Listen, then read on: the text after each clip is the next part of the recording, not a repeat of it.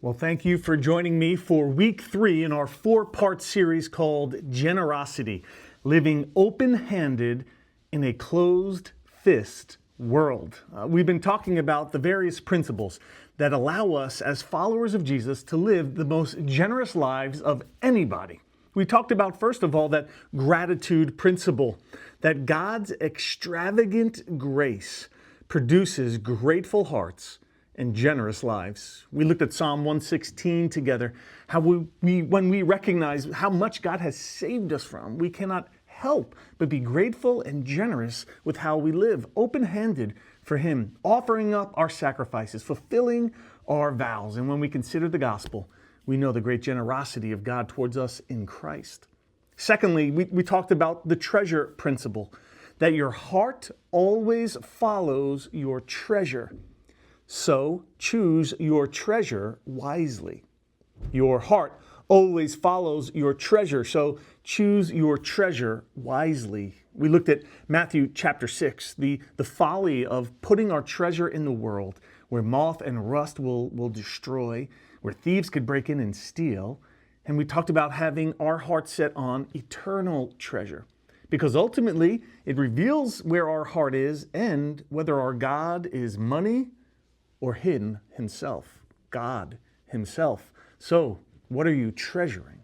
And today we are looking at the third principle. This series is based off a message series that we did together here at our church. And this third principle is called the stewardship principle. So if we're going to live a generous life, we need to understand the gratitude principle, the treasure principle, and thirdly, the stewardship principle. And here it is. Ultimately, we don't own anything, but we can eternally steward everything. Ultimately, we don't own anything, but we can eternally steward everything. Everything that God entrusts into our hands. We talked about that idea of the word steward. It's kind of an old-timey word, right? But it's this idea of someone who manages the assets of someone else on their behalf. A steward does not own those assets, but they are entrusted with them, and they are called to manage them well. And so as we consider this stewardship principle in our life, as we want to live generous lives as followers of Jesus, we need to first of all recognize that everything belongs to God. Everything. The Bible teaches us this. Psalm 24 verse 1 says, "The earth and everything in it, the world and its inhabitants, belong to the Lord." Psalm 24. This psalm talking about this wonderful royal king, that it's a reminder from the very beginning that the earth and everything in it is not ours, it's God's. The world and its inhabitants belong to Him. Deuteronomy 8:17 and 18 say, "You may say to yourself, my power and my ability have gained this wealth for me. But remember that the Lord your God gives you the power to gain wealth in order to confirm His covenant He swore with your ancestors, as it is today." There, Jesus or God talking to the ancient Israel, reminding them that He swore to be faithful to the covenant with the people of Israel. And He reminds them that God is the one, Yahweh is the one who gives the power for them to gain wealth. That ultimately it's all His, and we need to recognize it in our life. You know, many of us live closed-fisted in this world because we think we have to hold on to, control, grasp onto things for our own hope and comfort. We think that these things are mine. And many of us, we have accumulated a lot of things because we have worked hard. You've been diligent, you've been faithful, you've excelled in your workplace, you've been wise in your decision making, and so we erroneously think, now these are my things to ultimately control. But the reminder for us in Scripture is that God owns it all. He owns the cattle on 1,000 hills. He owns the hills themselves. Here's how we know ultimately that God owns it all. Because ultimately, we can't take it all with us. That all of us have a time in our life when we will see the Lord face to face.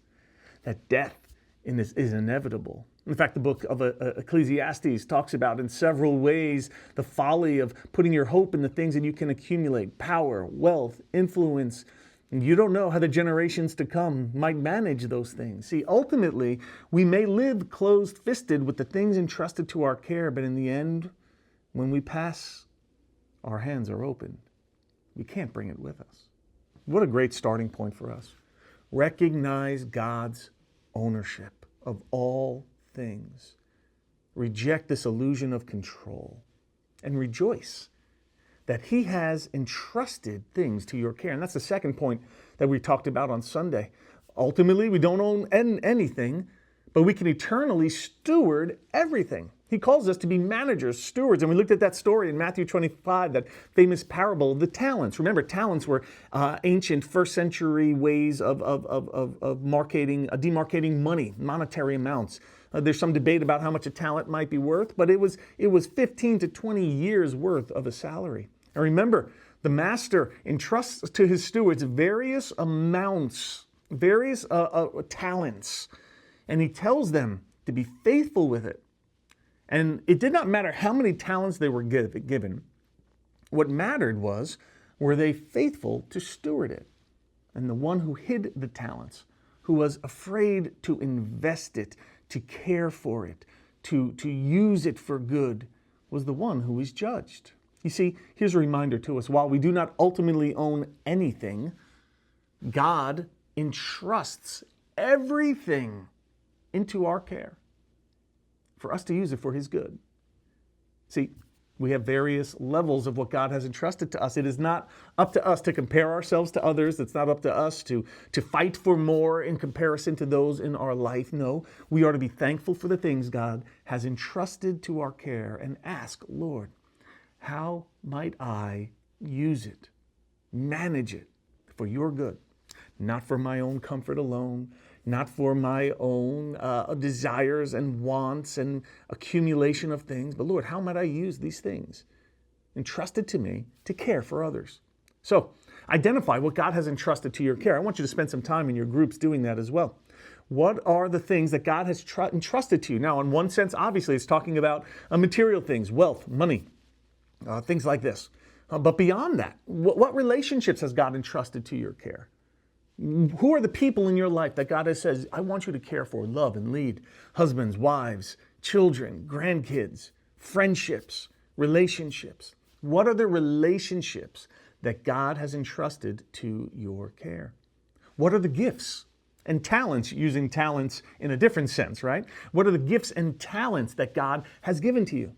You know, we are not to hoard them. We're not to control them. We're not to manipulate them. No, we for our own benefit. No, we're to ask God, how might I use these gifts, talents, opportunities you have placed in front of me to steward it for your good? And that's another one, opportunities.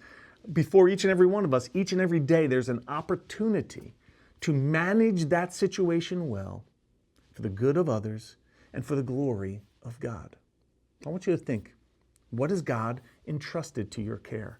Financially, materially, resources, relationships, opportunities before you, the time and season of life you are in. Another way in which we are to be good stewards, not to be selfish with it, not to just look for our own benefit, but to serve.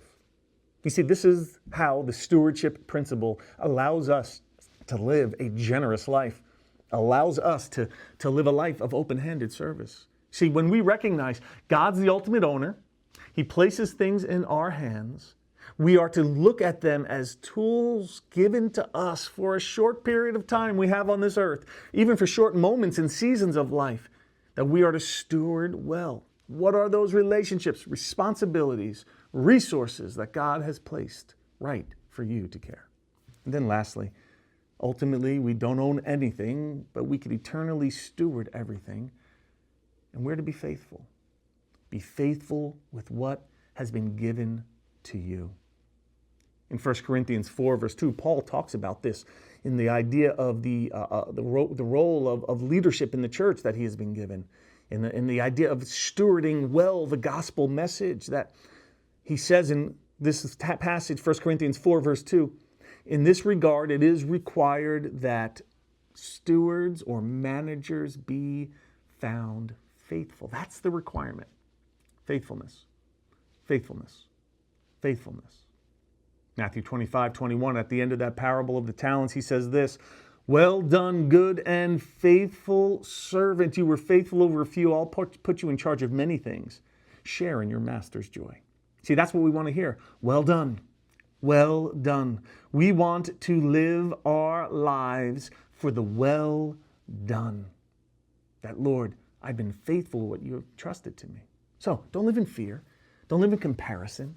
Ask yourself, Lord, what have you given to me? How might I be faithful? We ended talking about that wonderful story of John Eliot, the missionary who arrived in Massachusetts in the 17th century, 1631 when he arrived, and how he did the slow work of learning that Algonquin language. That for more than a decade, he labored to translate the entire Bible to the native people, quietly, with no spotlight, no recognition, no applause. And finally, in 1633, that translation became the first Bible printed in North America. And at the end of his life, when friends and people would reflect on how he lived and how he persevered through such an impossible task, those who knew him best would describe his heart this way. He simply sought to be faithful with whatever the Lord put in his hand. So will you be faithful? Will I be faithful? With whatever the Lord has put in our hands, will we work for the well done? Ultimately, we don't own anything, but we can eternally steward everything. And as we consider the work of Christ himself, John 17:4 teaches us, I have finished the work you gave me to do. That's what Jesus says. He was the perfect steward to the work of the Father. He was the perfect steward to the tasks that were given to him. He was faithful. He went to the cross to die for us, and he rose again from the grave. He was faithful to the task that God has given him for the short time that he had on earth. And likewise in our life, this should be our desire. Lord, may I be faithful to the end. May I work for the well done.